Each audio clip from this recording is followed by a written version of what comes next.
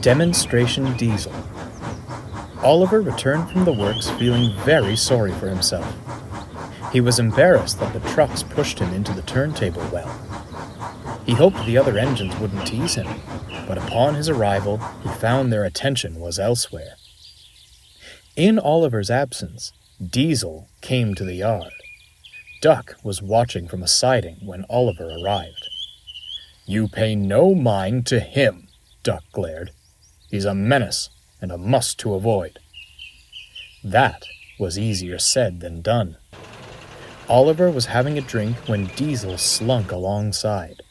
"Well, well," he sneered, "the famous Oliver. It's truly an honor to be graced by your presence." Oliver scowled. "Imagine braving hordes of us diesels just to flounder in a turntable because of mere trucks." "From what I've heard, you're no expert with trucks either," Oliver quipped. "You must have heard it all wrong," scoffed Diesel. "Anyhow, you're lucky your little spill happened here. On the other railway, you'd have been turned into amusement. Enthusiasts love seeing our breakdown gangs in action.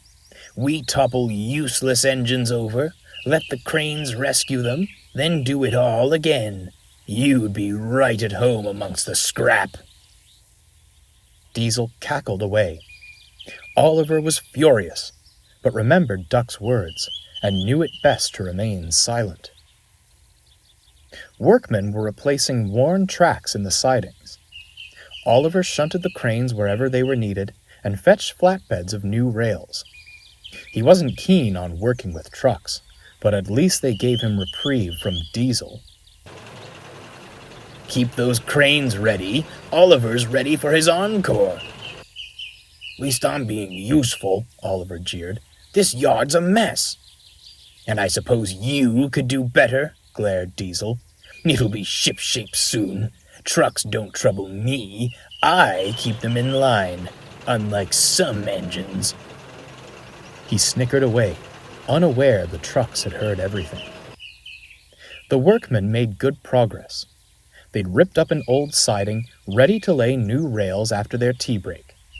Unfortunately, the points weren't set properly, and along came Diesel with a line of trucks. "I'll show that scrap on wheels a thing or two," he cackled. "We'll show you! We'll show you!" shouted the trucks. No.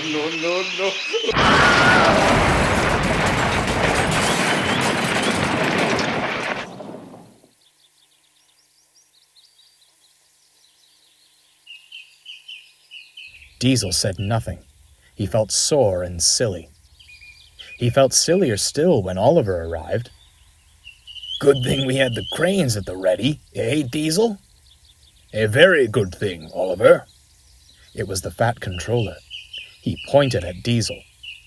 "I expected you to keep this yard in order, not make a muddle of it. Were it not for the rails needing to be laid, we'd leave you there to reflect on your behavior."